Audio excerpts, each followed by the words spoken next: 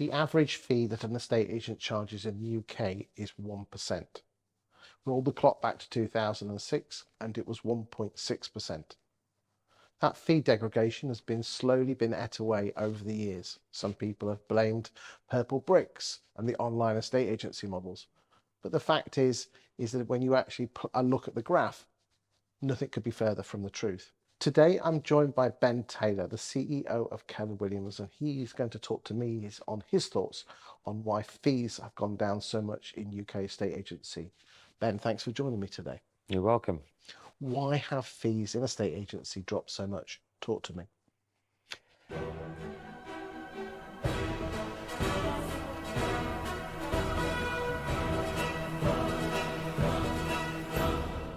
So you've got a situation where both the end users, the clients, people moving home, and the majority of estate agents have an expectation of what they're going to pay, right, before it's even started. So a client will think, I'm going to pay this, and an estate agent will go out with the expectation that that's what the client's going to expect, therefore I'm going to do this, right? And this for me goes back a long time, Chris. I've been in this industry now for, I used to say plus 10 years, but let's be honest, it's 30 years, okay? And this Must have started young.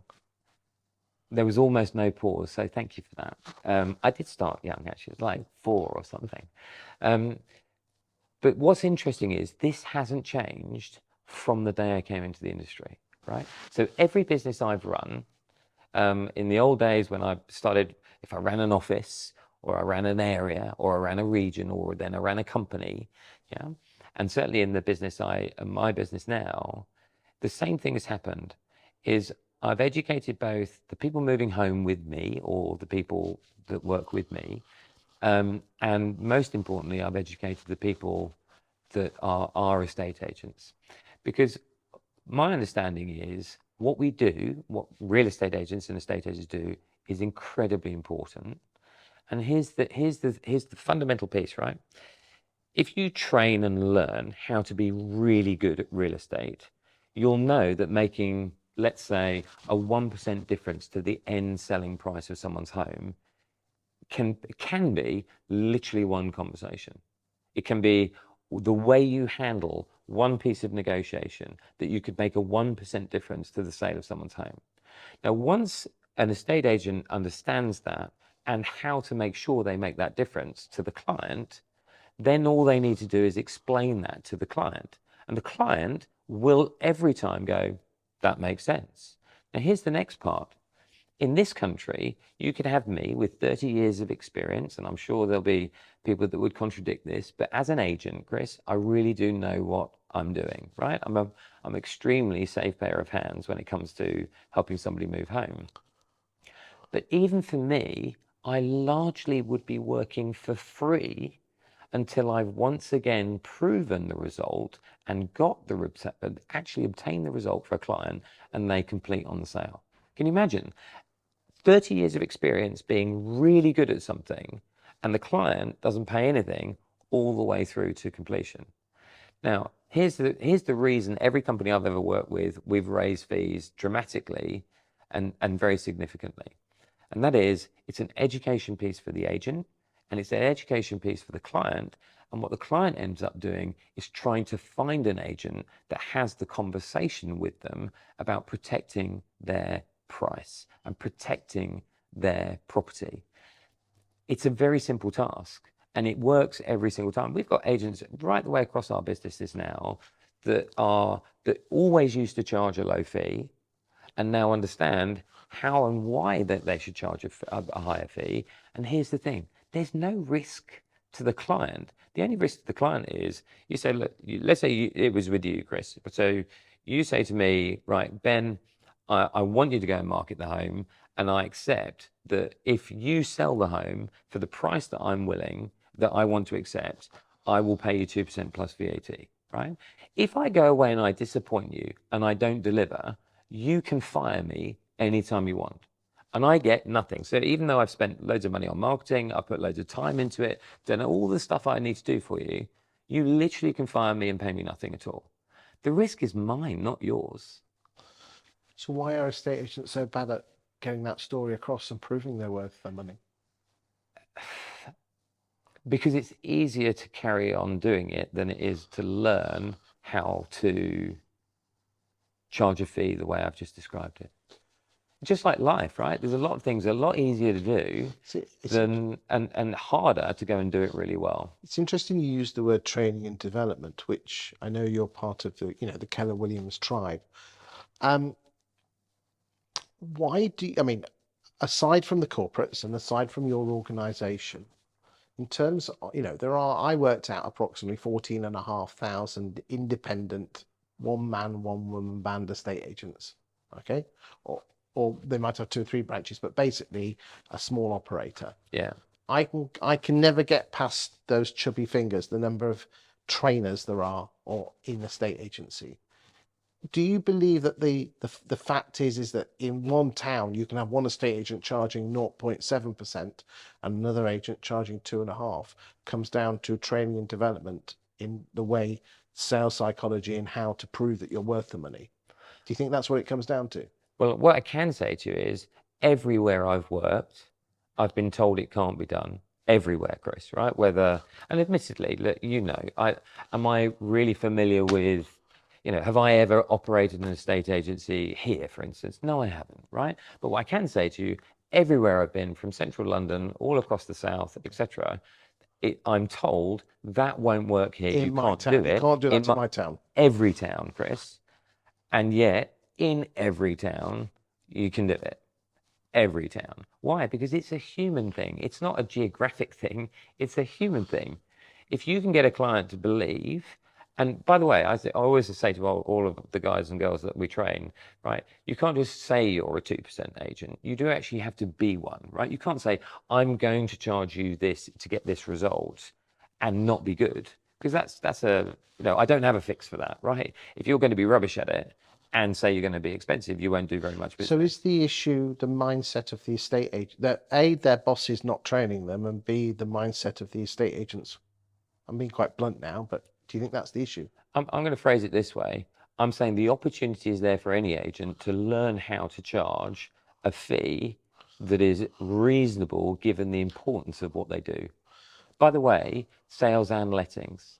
Sales and lettings. Why do you think UK estate agents have pulled their pants down, going from 1.6 to 1%?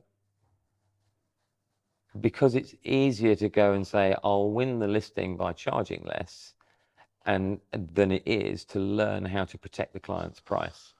And does it shock you that there are so few trainers out there? I've never really considered it. But if you think about it, 8 or 9 trainers. Well, I can tell you this, right? And I don't want to turn this into a criticism of anyone, right? But I will say that in difficult times, often training in a company, in my previous experiences, training has been a resource that a company would want to take the costs out. And I was always in a place that said, right now is when we need to train people even more, because this is where they're in trouble. Well, right? For the last few years, they haven't had time to train people because the market's been so busy. And now when the thing gets a little bit tough, the things that get pulled is normally marketing and training. Well, this is a fascinating thing about self-employed models and business ownership models, is that if you're running your own business, if there's a way to get 60 to 100% more revenue into your business by learning how to do something, rather than having to go out and sell twice the number of homes. Let's say right now, okay? I think we can both agree there is a period at the moment where less people are moving home whilst they figure everything out, right? You can see that from the numbers. Yep, we're filming this in the summer of 2023. We are. And if you understand as a business owner, I can maintain or increase my revenue by selling the same number of homes, or even I could sell less homes and increase my revenue, wouldn't it be worth putting the time and energy into doing that, particularly if that meant a great outcome for people moving home? It's just that agents are really shit at it, aren't they? Well, you can say that, can't you? The evidence with Sorry, you introed this by saying the average across the UK is 1%. 1%. Would I work for 1% in protecting somebody's home? Absolutely no chance. Why? Because I'll do a much better job for the client. But then you have to turn around and actually prove that. Time and time again. And that's okay. Set up the So accountability with the client. why aren't agents very good at that? Because you've got to know how to do it. You can't exercise knowledge if you don't have it, right? It's like the person that can't read has no advantage over the person that can read if they don't read, right? In terms of, you've got to make sure that, for me, this is why training and development of people and consistently doing that is so critical, because you could get somebody into the mindset that says, I'm going to go and give this a go. They go out, don't do it on one listing, and they say, well, that didn't work. I'm never doing that again, right? But this is something that we had a brilliant example recently in one of our very, very strong, successful businesses with KW. And the owner of the business was charging a certain level of fee, and he admitted to me he's got a certain mindset around this.